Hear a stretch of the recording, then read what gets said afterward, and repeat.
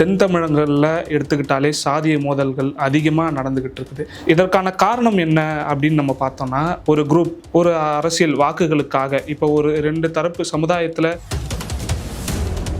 ஒரு தரப்பு ஆட்கள் கிட்ட போயிட்டு சாதகமாக பேசுறது, ஒரு தரப்பு ஆட்களை எதுக்காக வந்தாங்க, எதுக்காக வெட்டினாங்கன்னே தெரியல. ஆனால் என்ன சொல்லப்படுது, கெத்துக்காக வெட்டினாங்க. எந்த சமுதாயத்தில் நாங்கள் கெத்தாக இருக்கிறோம், யாரை வேணால் வெட்டுவோன்ற மாதிரி. ஆனால் வெட்டுப்பட்டவன் தென் தமிழகத்துக்கிட்ட வச்சுக்கிட்டே இருக்கணும். சாதிய பதற்றம் இருந்தால் தான் நம்மளால் அரசியல் செய்ய முடியும் என்கின்ற ஒரு கும்பல் தொடர்ச்சியாக பண்ணிக்கிட்டு இருக்கு. அது மக்களும் பார்த்துக்கிட்டு தான் இருக்கிறாங்க.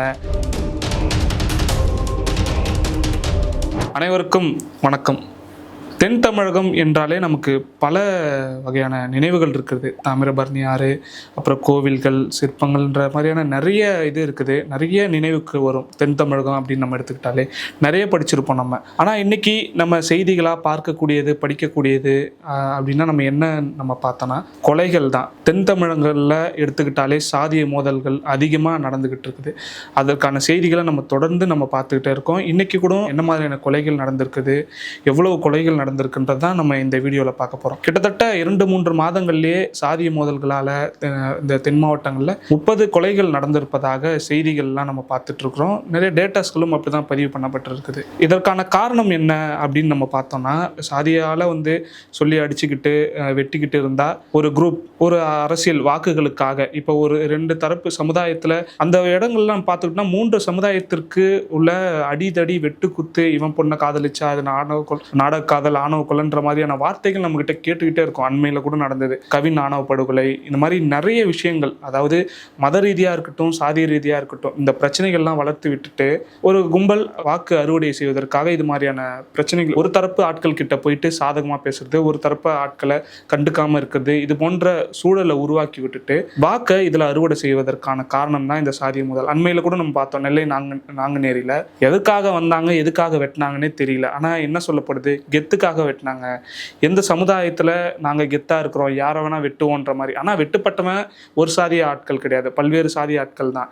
நிறைய எல்லா சமுதாய ஆட்களையும் தான் வெட்டிருக்கிறாங்க. ஏன் வட மாநிலத்தை சேர்ந்த ஆளை கூட தான் வெட்டி சாகடிச்சாங்க. அவர் பிழைப்புக்காக நம்ம மாநிலத்துக்கு வந்தார். இந்த மாதிரி தென் தமிழகம் எடுத்துக்கிட்டாலே நான் ஆரம்பத்தில் குறிப்பிட்ட மாதிரி எவ்வளோ நினைவுகள் வரும். ஆனால் அதெல்லாம் அழித்தொழிக்கிற மாதிரியான இந்த சாதிய மோதல்கள், சாதிய கொலைகள் நடந்துக்கிட்டு இருக்குது. இதற்கான காரணம்லாம் என்ன அப்படின்னு நம்ம மக்கள் மத்தியிலே கேட்டால், அந்த பகுதியில் இருக்கக்கூடியவர்கள்கிட்டே கேட்டால் என்ன சொல்கிறாங்க, சரியான சட்டம் ஒழுங்கு இல்லை, சட்டம் ஒழுங்கை காப்பாற்றுறதுக்கான கட்டமைப்புகள் இல்லை என்பதை போன்றது தான் அவங்க பதிவு பண்ணக்கூடிய விஷயமா இருக்குது. இப்போ நம்ம உதாரணத்துக்கு எடுத்துட்டா கூட ஒரு நிரந்தரமான டிஜிபி கிடையாது. நம்மளுடைய தமிழகத்தில் இருக்கக்கூடிய டிஜிபி யார், பொறுப்புத்துறை டிஜிபி தான். அதாவது நிரந்தரமாக அவங்க இருக்க மாட்டாங்க, மாறுவாங்க. இல்லை ஒரு பொறுப்புக்காக அவங்கள போட்டு வச்சுருக்காங்க. டிஜிபின்னு ஒன்று இருக்கணும், அதனால் அதை போட்டு வச்சுருக்காங்க. அப்போ எப்படி மாநிலம் முழுவதும் இருக்கக்கூடிய சட்டம் ஒழுங்கை நம்மளால் காப்பாற்ற முடியும்?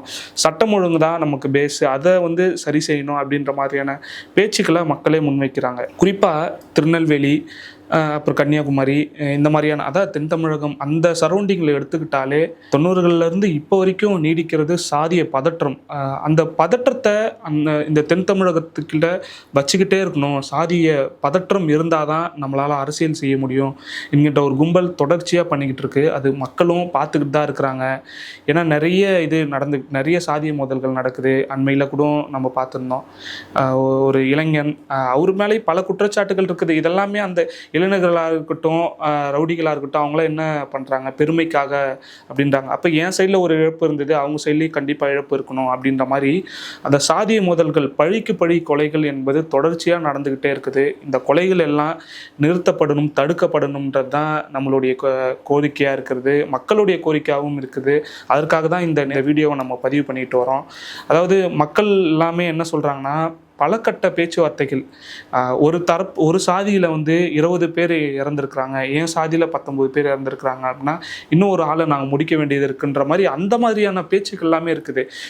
என் சாதியில் இவ்வளோ உயிர்கள் போயிருக்குது, அப்போ நான் அவன் சாதியில் இருக்கக்கூடிய ஆட்களுடைய உயிர்களை எடுப்பன்ற மாதிரியான பேச்சுக்கள், இது பல்வேறு கட்ட பேச்சுவார்த்தைகள். முக்கியமான தலைவர்களாக இருக்கட்டும், யாரை கூப்பிட்டு வச்சு பேசினாலுமே இந்த சாதிய பதற்றம் என்பது அதிகமாக இருக்குது. சாதிய மோதல்கள், சாதிய கொலைகள் என்பது அதிகமாக நடந்துக்கிட்டே தான் இருக்குது. இதெல்லாம் மாறணும் என்பதற்காக மக்கள் ஏங்கிக்கிட்டு இருக்கிறாங்க. பதற்றமான சூழல் நிலவக்கூடாது என்கின்ற மாதிரி தென் தமிழகத்தில் நம்ம குறிப்பிட்ட மாதிரி தாமிரபரணி ஆறு, நிறைய கோவில்கள், சிற்பங்கள் இதெல்லாமே இப்படியோட இந்த மாதிரியான இதில் நினைவுகளோடு நம்ம வாழணும்.